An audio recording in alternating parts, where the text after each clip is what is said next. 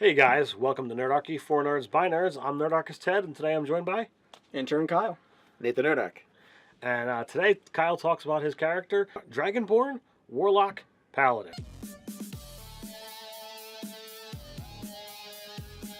Hey guys, jump down to the description below where you can sign up for Nerdarchy the newsletter, get weekly gaming tips, as well as learn how to game with Nerdarchy. We've got a character build here, and we've got Intern Kyle, or Nerdarchist Kyle, however you want to refer to him as.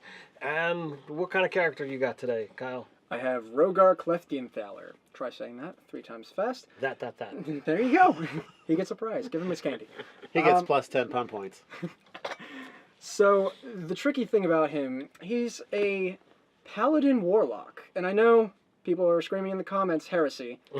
However, I like a challenge. So, I wanted to find out a way to make that work. And the only thing I could think of was almost like, kind of like a Ghost Rider kind of deal. He has powers of hell, but he wants to redeem himself, you know what I'm saying? Using it for good reasons.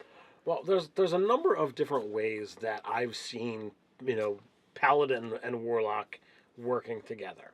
Now, Nerdarchist Ryan has talked about before where he made a Paladin who was kind of like a barrister, a lawyer, and he actually out-lawyered a fiend and got power that way. Devil went down to Georgia. So it was a situation where, all right, he won it almost, you could say. Now, I have a character that I made. I've only played him like twice, who is a Paladin Warlock, but he's a Oath of the Ancients Phalok. So And those go well together. In my character creation story, both of those power sets are coming from the same source.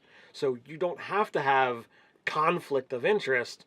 It's one thing, and it's described on paper mechanically of these are the things that I've got, and they just have to come from 2 different classes. Yes, but Ted, I mean, like, what's a good story without conflict? So you have a Fiend Pact Warlock Yes. and Oath of Devotion. Yes. Those things, they don't mesh. It's like, all right, this is like Legos and Duplos. You can't put them together. If you had a hammer, you can, actually. I've tried. Or it could be like more like peanut butter and jelly. There you go. See, they just mix well together. They you don't do. think they would, but then you put them together. All right, so how did you go about assembling Rogar, and you can fill in the rest? That last name thing. Whatever that was. I essentially just gave him enough Warlock to make him potent with... he doesn't get too many spell slots, but I wanted those short rest spell slots, because Right. a Paladin could always use more spell slots. And not only that, but I also went with that new Arcana Mace of Despater. I actually Right. made his preferred weapon the flail. You allowed me to use a flail instead of a mace in the game, purely thematically. However, it gives him the ability to not only attack and smite as a normal paladin does, but you guys ruled that I could also burn another spell slot to put the Warlock spell smite pretty much on top of that, and I could try to knock something prone. I mean, like, that's just badass. The moment that you just take a whack at its face and it just explodes. Well, there's nothing that I've seen. There's nothing that I've seen that shows a limit on the number of things that you could sack out. If I'm not, I might be mistaken here, but I think there's only, the Paladin Smite was the only thing, the only mechanic in the game that you could do it. So really, they had no reason to say you can't do this twice. Well, they went and added other things to it. There you go. So unless it specifically calls during a special attack action, you can do thus. Without wording similar to that, it's up to each individual DM as to whether they want to allow that type of thing or not. Now you're playing this character in my game, and therefore I have the ability to say yes. So you know what? There are so many ways that the players in my game have the ability to maximize damage. It's not really worth it for me to argue this case. Like, you know what? Go ahead, do your extra damage. You are still expending a resource. You are still burning those spell slots to damage more things faster. And in the end, as DM, you're controlling when people take short and long rests. I am. So. Oh, it's been 58 minutes. attack. Sorry, no short Well, I was rest. gonna say more like you're in some place and you just describe it in such a way that we're like, yeah, we're not gonna rest here, and then we move on, and the warlock's just gonna be out of his warlock spells. I was making a jest, but yes, you're 100% correct. Beyond just the obvious mechanic of smite upon smite upon smite, damage is nice, but at the end of the day, I play role-playing games for the role-play. And let's actually let's get into it. So, you were, Warlock Pact or Fiend Pact Warlock first, and that's mechanically how you build it as well. Yes. Actually, no. I'm sorry, because there was the proficiencies in all the armors. Okay. You allowed me to take the first level in Paladin and then build from there. So you could say that you started off as a warrior. You came into this new world, and you were tempted by unknown power. You were drawn in. You had no idea what's going on, and like so many things that happen in stories, movies, whatever have you, you were in over your head before you knew it. You're literally trying to kill people and whatever have you, and you're like, this is far flung from what was described to me. I really need to go back to my ways. And you atoned. You described to me that you wanted to kind of be like a double agent. So you actually stayed in as part of the cult for a while, gathering information and what have you, before you fully made your way out and continued upon your paladin-y, smitey way and achieved more things. So while you were working both sides of the fence, you leveled both sets of powers until you finally made your way completely out of the cult. You were whisked away by chaos magic and brought into the middle of the party. Yes, literally into the middle. Sword out and all. That was interesting. Now I have a question. So for the, you were in the cult and then you became the double agent. Was it like a convergence experience, like bam, or did it happen over time? You just said, no, this is wrong. Like, the way I this see is it, wrong, and then it just piled up. Yeah, the way I see it, he might have had some kind of like faults with the way the cult was being run. Some of the rituals. I mean, like once you exsanguinate a child, there's a little bit of like there's maybe I shouldn't be here right now. So I mean, like so you weren't too far gone that you said, yep, this is normal. Exactly. Yeah, he wasn't fully cult mindset at the moment. I mean, like I imagine for a while he did believe in the cause. Narcitus, praise be to Narcitus. But I mean, like, yeah, you're getting superpowers. I would probably do some awful things for superpowers. That camera's not recording, right? No, it isn't. Like, he's enjoying his time, not necessarily enjoying the evil acts, but like, getting what he gets out of it. But then I imagine there probably was some kind of like extreme turning point, maybe like something he was told to do during a ritual where it just snapped and he said, "I can't keep doing this." I'm not sure how long he would have played the double agent role. I'm thinking that he probably just kind of had one of those emotional, "I can't stay here," and then instead of going to bed in the cult warehouse, whatever, at their campsite, he probably decided to just sneak away and. He did feel that he did wrong. I mean, like, once you've seen the face of pure evil, you kind of know that there must be some flip side of the coin. So he sought religion as a source to kind of atone for his sins. And beyond just being accepted back into normal society, he felt it was his duty to personally cleanse the world of Narcitus. He's seen the wrong that it can do, but he has that fight fire with fire mentality. He knows exactly where to strike. He knows where the cult is, their weak points, who to strike first, and he is going to use that to his advantage. And, surprise shock probably for both of you.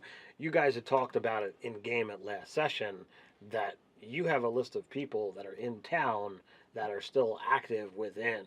So, before we actually start the next session tonight, which will actually go up after this video, I'm actually going to give you a list of a couple of names that you'll actually be able to use in tonight's session. I have a prediction that Scott is going to totally flip out when he hears that there is a list of people that is verifiably cult. He's going to be like taking out the dagger that he beat a cultist for. He's going to be like, I'm ready to go. Look, you weren't here for it, but all I have to say is I am glad that Rogar actually survived that first session. I was almost dead just by Scott and his simulacrum. Yeah, Scott's got a simulacrum now. Oh, I missed some of this. He just loves taking those new spells out. You guys bumped the 13th level, so he's like, all right. Magic jackpot. I'll tell you what, though, I had to have some in real life, some IRL persuasion proficiencies because he kept pulling cards out of his Taroka deck saying, "Oh, it's the anarchist. He truly is evil." I'm like, no, that just means that means that I'm against the Narcissus rule, right? Like I'm just trying to spin I'm an it anarchist however I can. against the ruling cult. It's the chaos that's surrounding everything in this world. You know? So, Dragonborn, Warlock, Paladin. It's a pretty crazy. Let's get into the mechanics of it all. What made you put all of these pieces together? Oh, well, as soon as I saw the fact that you could put the Paladin Smite on to get more damage, obviously, and then stack a Warlock Smite on top of that to get even more damage, I saw, yes, I need all the damage, all of it right here. But I need to roll as many dice as possible. Exactly, right I need now. a dice cup. So in order to do that, you need to have something that's strong and charismatic. Exactly. The Dragonborn just happened to happen because he gets the +2 to strength and +1 to charisma, both stats that I needed. They were the essential stats. Using the standard stat array, a first level, second if you need to have both of them, you have the ability to have a 16 strength, 16 charisma. Absolutely. So awesome for being able to wear the heavy armor, because that's what you need for plate, as well as the high charisma to be a good warlock. And having access to plate automatically means you know where your dump stack can be. Just throw it in decks. Ever since I picked up the Player's Handbook, I mean, like, forgive me. Oh, yes, the Player's Handbook right here. Don't forget the Amazon link.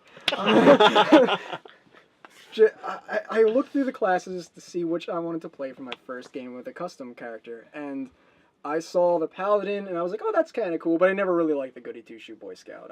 Superman is awful. I couldn't agree with you more. However, I saw the Warlock, like many of you first-time D&D goers out there, and said, I need to be this. This is so cool.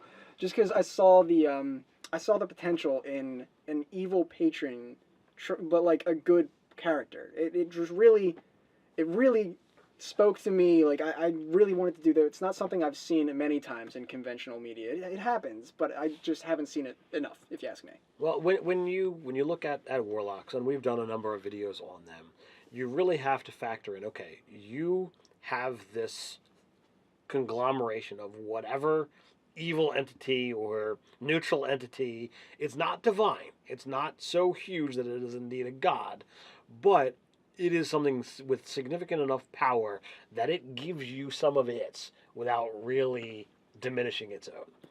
So it has the ability to think and act in ways that you're probably not going to be able to truly understand. So it's completely easy for you to be a good guy doing good things with power from an evil source. You're just not fully understanding what's there. You also have the ability to, as a DM, to say, okay, well, I'm going to offer you up this power, and I'm going to ask you to do things. And you could literally have more interaction between player character and patron, and say, okay, well, I'm going to ask you to do 3 things. I'm going to ask you to do something, and you must do 1 out of every 3 things I ask you. Mm-hmm. And, okay. Got a quota. All right. Yeah, and that You call it something snazzy like the rule of 3. Right. So it's like, all right, you must do 1 out of 3 things. Do this. Oh, that sounds horrible. I certainly won't do that. All right, then do this. Oh, come on, I can't beat up Granny. Huh? I said, come on, I can't beat up Granny. All right. Well, then go steal this child. What you do with it thereafter is fine, but remove it from this parentage. Well, that can't be good. So I won't do that. All right. Well, now you are obligated to do whatever the next thing it asks. So it could literally give you 2 horrible, horrible things to make you do something small. Mm-hmm. And then it becomes this trickle scale. And it could be fun and interesting to actually work back and forth over a long campaign with this type of format. And you want to be a good character, and every once in a while, you're forced to do something that you just might not like. And that's one style to play a good warlock. You could also have, as again, I believe we've talked about this in other videos, where, all right, you can go do as you will, and the warlock patron just doesn't really interfere, but it's moving things around you because you are a beacon of its power. So therefore, some of the things that you might be doing for goodly effects wind up actually suiting its purpose generations down the road, because you're only thinking about the here and now. You're not thinking about what's going to happen in 100 years or 2 centuries or 3. And really, that's all kind of up in the air. So, from the human standpoint, you're like, oh, that's up in the air. While the elder being that's lasting for centuries and centuries is really saying, all right, this is one more piece my way. Right, and they're playing chess, not checkers. I think that's the most devastating, like just the most horrifying, dreadful thing about playing a good warlock who's like almost betraying his his patron, is that I'm afraid that at the end when we go to face Narcitus, just I don't know what it could possibly be, but that's kind of the horror of it. He's just going to say thank you. That's exactly what I wanted you to do, and you've played right into my hand. Because of you, this happened. I'm like, oh. There's many different ways, and from the moment that you presented me with this type of character, I looked at him like, all right, there's a couple of different things that I could do if we go long term, and honestly, the jerkiest thing that I could think of is when you get in front of Narcitus, I could be like, all right, remove all of your warlock Yeah, just levels. strip the powers. Just, okay. It's like, oh no, I'm now a 7th level character fighting a god. Yeah, we don't want that. So I'm like, well, that's certainly not what I would do. But that was the, like, if you're honestly going to go into battle against your patron. That's the base of the bad type of things that could happen to you. One of the things, I mean, like, of course, this is your world to DM, but if I were to be DMing a character like this, I would probably see it more as not so much that the warlock not so much like he's the Department of Water and Power. You can't just hit the spigot and you're, oh man, my spells don't work. It's more or less like he gives you a cookie kind of thing. Like, here you go, have a cookie, and you're like, okay, and then you kick him in the shin. Like, you still have your cookie, so that's one way to get around that whole. Like, I've seen a lot of debate about like when you have a good warlock, people ask, well, why wouldn't the patron just turn off his power? Well, maybe he can't. Maybe once you sect part of your power, it's in their possession. It's possible, and from my standpoint, you can do both, but it is honestly the jerkiest thing that you can do. Oh yeah, snatch it away. It's actually far kinder just be like, well, I'm just gonna kill you rather than neuter your character, because it's like, wait a second, you've earned that through play. You've earned the leveling power. Like, if you were to do that, be like, all right, well, do I replace those levels with Paladin, or am I just literally out all of those levels? It makes no sense. Everyone else at the table, has been playing. None of their characters have been stripped. So why would it be done to one? So I wouldn't ever actually do that in game, but it is something that I feel if this were a novel and this were a story going on, it totally makes sense. It's like, okay, well, at minimum, I would say, all right, strip out the spell slots or strip out, invocations, those kind of things would be like, all right, they're drained or they're not usable for the combat. But once that would be over, then it'd be like, well, now what do you do? Because you destroyed the person who gave you powers. So now it becomes another situation. So, like, these are the kind of things that this should almost be like an end game. And it really doesn't matter either way, because either the character's going to die or the patron is going to die. Yeah. And then they're retired. So they don't need those warlock levels. Well, for those who wanted to DM a character like this at home, if maybe, let's face it, every campaign has its own big bad that the DM has in mind, and if your player walks up with a character like this, you don't have to adjust your plans to make the devil now your big bad. Not at all. If you're worried about losing the warlock levels, about the power being gone, things like that, and if you really want to crank up the drama on this battle, for the first round of combat, I would definitely strip the warlock's powers away. Say, okay, you're down 7 levels now. Good luck with your 8 levels of paladin. He might, be worried there, but then after seeing 1 round of ineffective combat, maybe really put the hurt on him, but just show in a beam of radiant light that you're god is seeing how good of a paladin you are and restores you to at least the same power level you were, maybe the same level, maybe even higher, temporarily with godly goodness, and say, look, here's a new character sheet. I've filled it out with 20 levels of paladin. You are a champion.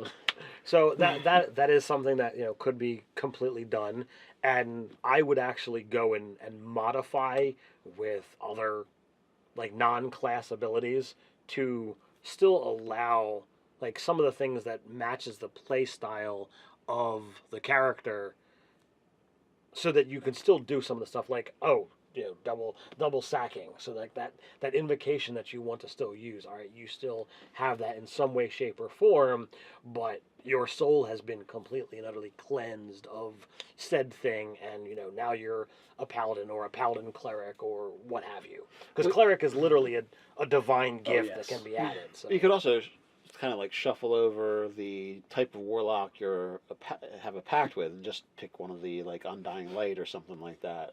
You know, that was they like did a celestial the good one, right? They made the a Undying good Light. Yeah, exactly. That could just be the easiest switch ever. Is just okay. A few class abilities has changed.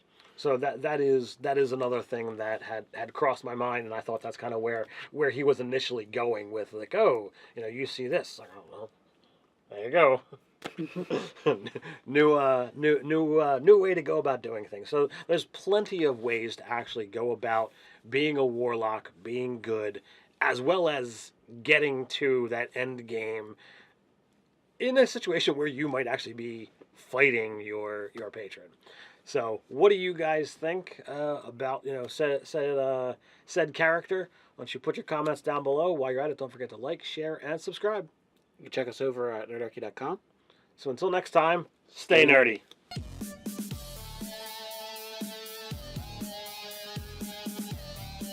Power that way. Devil went down to Georgia. So it was a situation where, all right, he won it almost. You could say.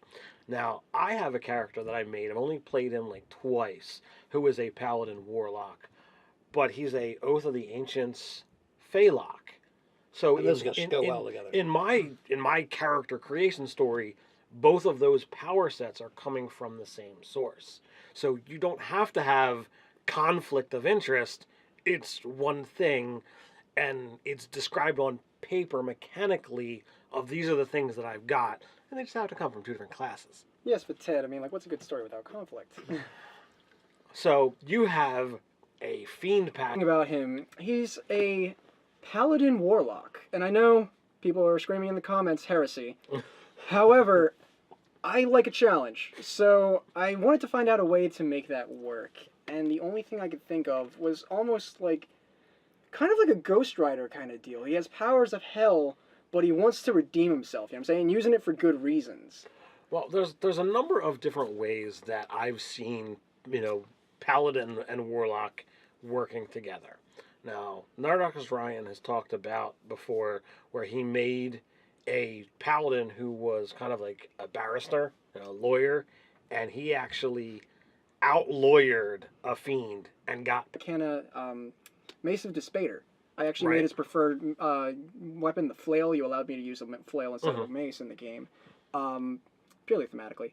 However, it gives him the ability to not only attack and smite as a normal paladin does, but you guys ruled that I could also burn another spell slot to put the warlock spell smite pretty much on top of that, and I could try to knock something prone. I mean, like, that's just badass. The moment that you just take a whack at its face and it just explodes. Well, there's nothing that I've seen. There's nothing that I've seen that shows a limit on the number of things that you could sack out. If I'm not... Warlock. Yes. And Oath of Devotion. Yes. Those things, they don't match. Like, it's like, all right, this is like Legos and Duplos. You can't put them together. If you had a hammer, you can, actually. I've tried. Or it could be like more like peanut butter and jelly. There you go. See, they just mix well together. You don't think they would, but then you put them together. All right, so how did you go about assembling Rogar, and you can fill in the rest? That last name thing. Whatever that was. I essentially just gave him enough Warlock to make him potent with... he doesn't get too many spell slots, but I wanted those short rest spell slots, because the Paladin could always use more spell slots. And not only that, but I also went with that new Hey guys, welcome to Nerdarchy, for nerds by nerds. I'm Nerdarchist Ted, and today I'm joined by intern Kyle. Nathan Nerdarch. And today Kyle talks about his character, Dragonborn Warlock Paladin. Hey guys, jump down to the description below where you can sign up for Nerdarchy the newsletter, get weekly gaming tips, as well as learn how to game with Nerdarchy. We've got a character build here, and we've got intern Kyle, or Nerdarchist Kyle, however you want to refer to him as. And what kind of character you got today, Kyle? I have Rogar Cleftienthaler. Try saying that 3 times fast. That. There you go. He gets a prize. Give him his candy. He gets plus 10 pun points. So the tricky thing